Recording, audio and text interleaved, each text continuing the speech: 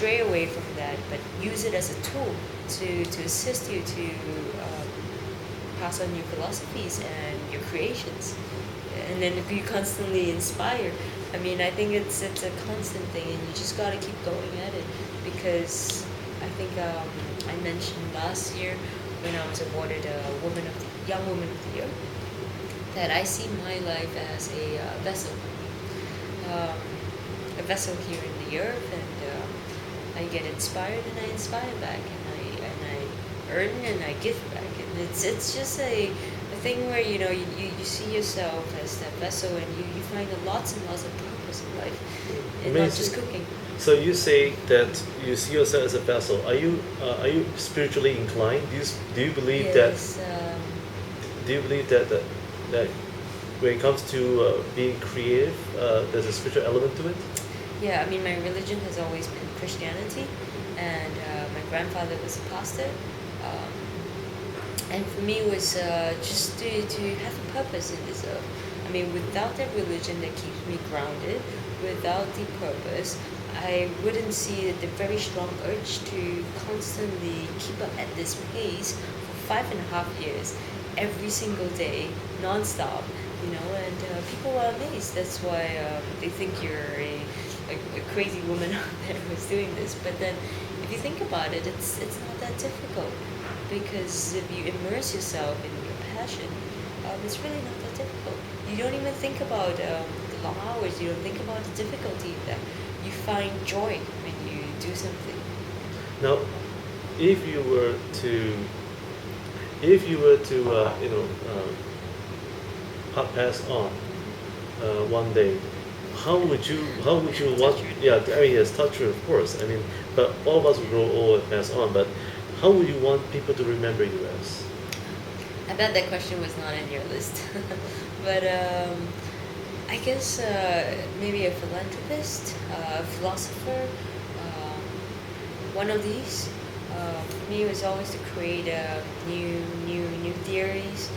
When I started this book, Perfection and Imperfection, I went blind for 3 days, 72 hours, to push my imagination. And now I kind of want to give myself a new challenge, being creative. And I'm now thinking, like, how can I create myself a new challenge for my next book? And I will not disclose the new title yet, but Wow. I already have it in mind, and I feel a lot for it, and I'm really kind of psyched up for the next book. Wow. But so yeah, I mean, creating an art work like this one was really challenging because of course you give a lot of yourself in the book. It's not just creating a recipe book like this one. I mean, this was done in a short span of time, like 2 weeks. But for example, if you want to create a piece of art, you're giving a piece of yourself to it, and A piece of your soul. yeah, you can Now, say that. now speaking about piece of your soul, what will be your three keys that contribute to your success and your existence? My existence? Yes. I would say, At okay, 2 a.m. that contribute to, oh, right, 2 a.m. Yes. Okay. Contributing to my success, I would say it's the constant focus in what you do. You need to not be distracted. I mean, there's really a lot of things that we can do, but just to focus on desserts, just to focus on good experiences, and just to focus on creativity, pushing yourself in that level. So again, it's different areas, but as long as you keep focus in those different areas, and you don't say, okay, I'm gonna maybe do some architecture right now, or I'm gonna do this project, and I mean, there's just so many things that come through our way, but we don't just take up all the jobs because again, it doesn't fit into our portfolio or our profile, and so again, keeping the focus is very important. Second part would be to share. I think if I didn't share, I also wouldn't receive so much as well. And you need to know that when you share a lot, you never expect what you can get in return. And sometimes it surprises you when you share more. Yeah, you never know what you might get back. So again, sharing is a very key important thing in my success, and I constantly believe in that. Every single day that when I discover something, I don't hide anything back because it's about giving. And what will be your third And point? the last one, I would say would be family and friends and your team, because without all of them, I mean, it would not be possible.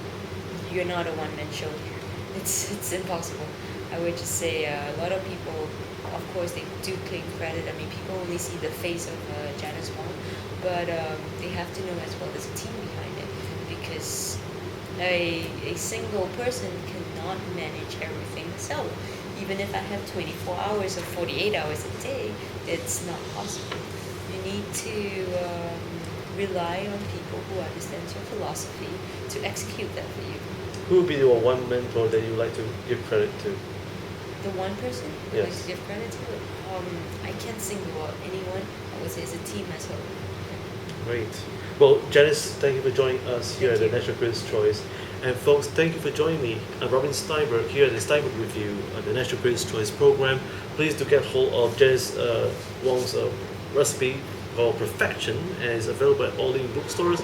Or probably you could try scouting Kinokuniya or scouting over Amazon if they have any. And if not, Kinokuniya would be a possibility. And once again, thanks for joining me, and I'm Robin Steinberg. Have a great week ahead.